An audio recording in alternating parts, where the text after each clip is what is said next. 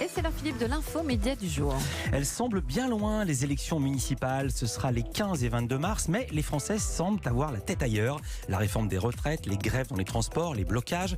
Et c'est pourtant aujourd'hui que le Parisien, aujourd'hui en France, choisit de sortir un gros supplément élections municipales. Pas moins de 10 pages après avoir déjà publié hier l'interview d'Anne Hidalgo, interview dans laquelle elle annonce officiellement qu'elle est candidate à sa propre succession.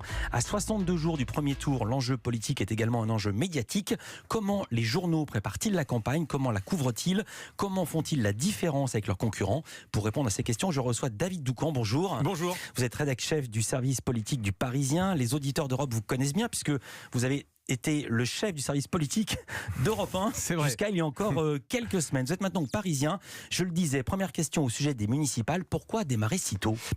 Je comprends votre questionnement, c'est-à-dire vous vous dites les Français, on n'y est pas, ouais. Voilà, le conflit social qui dure depuis plus d'un mois, ce compromis auquel on semble être arrivé. Déjà avoir des trains et après on verra pour qui on vote. Oui, alors ce questionnement, on se l'est posé. Figurez-vous, Philippe, je vous donne un peu de coulisses avec Stéphane Albouy, le directeur de la rédaction du Parisien, et on a adopté une analyse un peu différente de la vôtre, c'est-à-dire de dire il y a quand même aussi parfois une lassitude de la part des lecteurs, de nos concitoyens, quand cette actualité comme ça se répète jour après jour, la grève, les retraites, la réforme, etc. Le 40e jour, c'est inédit, vous avez raison. Et c'est inédit.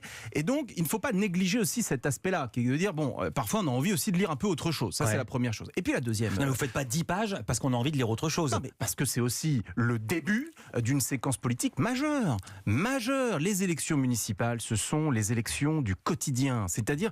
Vraiment, vous demandez autour de vous, vous demandez à votre famille, qui connaissez-vous? Quel homme politique connaissez-vous? Les gens, la plupart de nos concitoyens, ils connaissent le président de la République, le Premier ministre, certains ministres, pas beaucoup.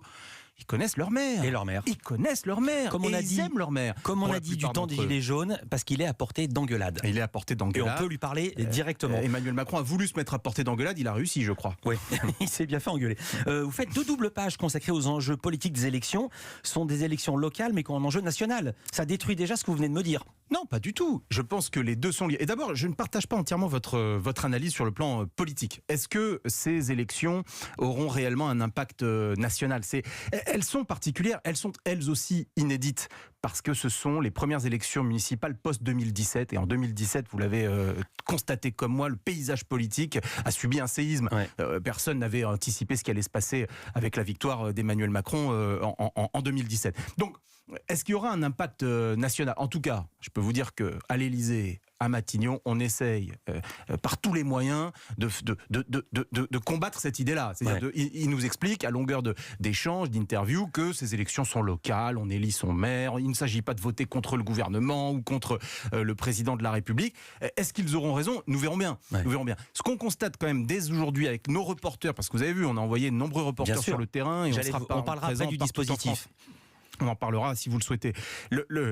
On constate une vraie appétence des Français concernant ces élections municipales. Pourquoi? Parce qu'ils ont bien compris que leur sécurité au sens propre, que leur sécurité vis-à-vis des dangers climatiques et de santé, eh bien, le maire a prise là-dessus. C'est le maire qui impacte, je dirais, la vie quotidienne de nos concitoyens en direct. Pour vous donner raison, hier, dans l'interview d'Anne Hidalgo, alors qu'elle s'y refusait depuis très très très longtemps, elle annonce 5000 agents dédiés à la sécurité dans la ville de Paris. Et justement, on parlait de la capilotade, la défaite en race campagne des partis politiques, et je pense notamment au PS, et on l'a vu, c'est vous qui présentez pour la première fois l'affiche d'Anne Hidalgo. Il n'y a même plus écrit Parti Socialiste, il n'y a même plus la couleur rose, il n'y a même plus de rouge, tout est vert. On dirait une candidate écolo. Oui, elle a cette stratégie-là. Alors, est-ce que c'est du pur cynisme politique? Ce serait un petit peu hâtif que de porter cette condamnation. C'est vrai que depuis 2014, Anne Hidalgo, avec tous les ennemis qu'elle a pu se faire par des politiques qui ont parfois été critiqués parce qu'on lui reproche un manque de dialogue, etc. En tout cas, elle a acquis cette image de maire qui est pour qui le climat est la première priorité. La fermeture des voies sur berge, ça a entraîné énormément de réactions c'est ça, les chiffres sont dingues de pollution. Non, mais au-delà, vous me parlez de stratégie politique. Bien sûr. Donc sur le fond du dossier, c'est vrai que tout est un petit peu contestable et qu'il faudra regarder ça et on le fera d'ailleurs dans le Parisien très prochainement. Vous verrez avec des informations nouvelles. Je vous fais un petit teasing concernant ce sujet-là, de la pollution à Paris, en particulier en 2019. Je n'en dirai pas plus pour l'instant, mais vous verrez que vous apprendrez des choses. Ça monte ou ça baisse? Vous verrez Philippe, ça sera bientôt. Quel teaser! Anne Hidalgo s'est déclarée dans vos colonnes, comme l'avait fait avant elle Marlène Schiappa, c'était le 9 janvier. Comment ça se passe dans ces cas-là? Ce sont les candidats qui vous appellent ou c'est vous qui les appelez en leur disant « venez parler chez nous » Ou est-ce que vous êtes demandé? C'est les deux. Voilà, je ne vais pas vous faire une langue de bois. Moi, je suis particulièrement attentif à ce que ces élections municipales se passent dans le Parisien. Parce que, je vais vous dire, c'est le journal des municipales, mais évidemment, c'est le journal du quotidien, c'est le journal qui est au plus proche des Français, et donc pour ces élections, qui sont les élections de la proximité, il est logique que ça se passe dans nos colonnes, sur notre site. Le maillage territorial du Parisien n'est pas à répéter ici. Est-ce que vous avez déjà refusé des candidats qui voulaient se déclarer dans le Parisien, mais qui n'étaient pas assez, comme on dit, de gros poissons? Non, alors il ne faut pas avoir cette attitude dédaigneuse. Non, pas du tout.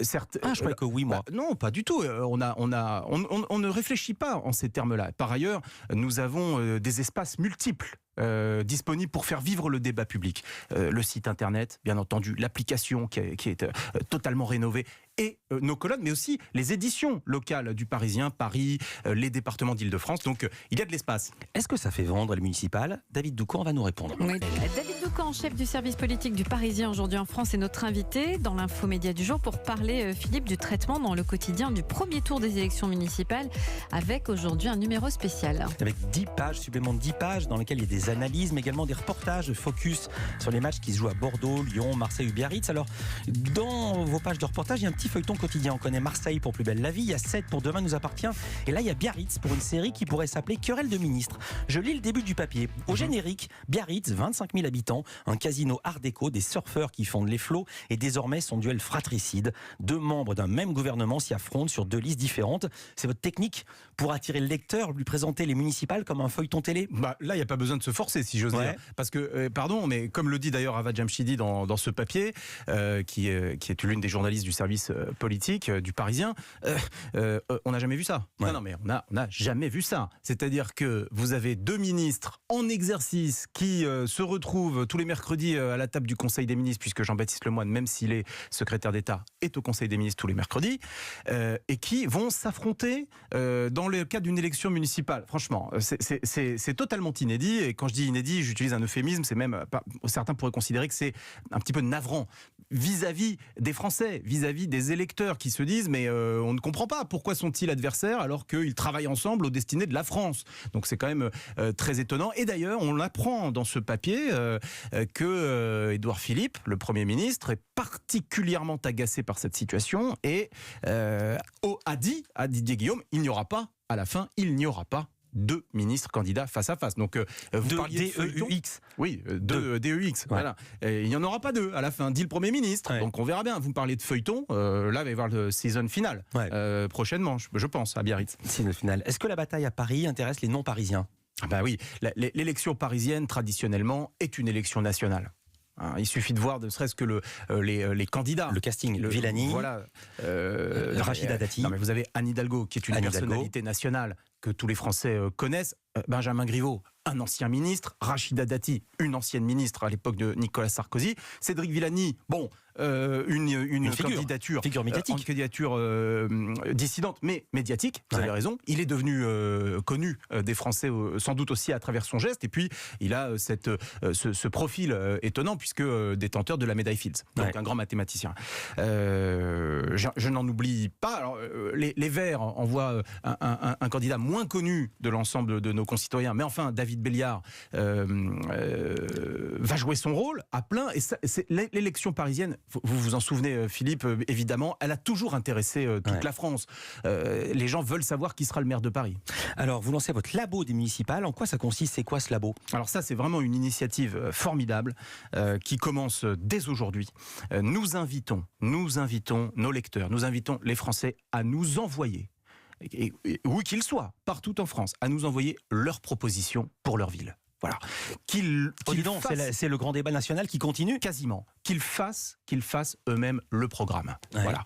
Donc, je prends un exemple, vous habitez Melun, par exemple, et vous avez une idée nouvelle, à vos yeux, pour qu'il y ait davantage d'accueil en crèche, par exemple. Vous nous envoyez votre idée. Ouais. Et nos journalistes, nos experts, parce que la force du Parisien, c'est que nous avons des journalistes dans les éditions partout en Ile-de-France qui ont une connaissance du terrain inégalée. C'est-à-dire qu'il y a une connaissance scientifique du terrain en Ile-de-France et dans l'Oise de la part de nos journalistes qui travaillent dans les éditions du Parisien.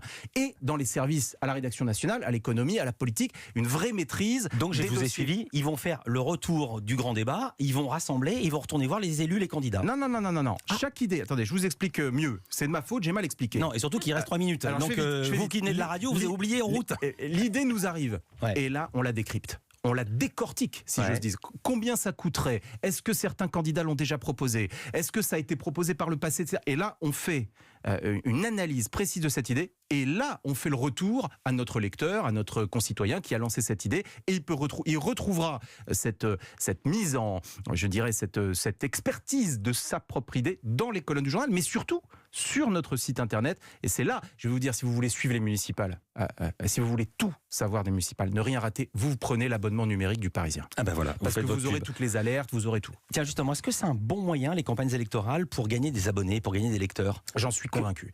Nous n'avons pas d'outils scientifiques pour l'affirmer. Je ne vais pas vous raconter d'histoire. Nous n'avons pas la capacité scientifique de dire, voilà, telle élection a entraîné. Mais historiquement, Alboui aurait pu vous dire, on a gagné tant à la présidentielle, on a gagné tant au municipal. Il y a quand même des chiffres. Il n'y a pas encore des chiffres consolidés, donc c'est difficile. Mais moi, je veux dire, nous sommes dans un métier de conviction.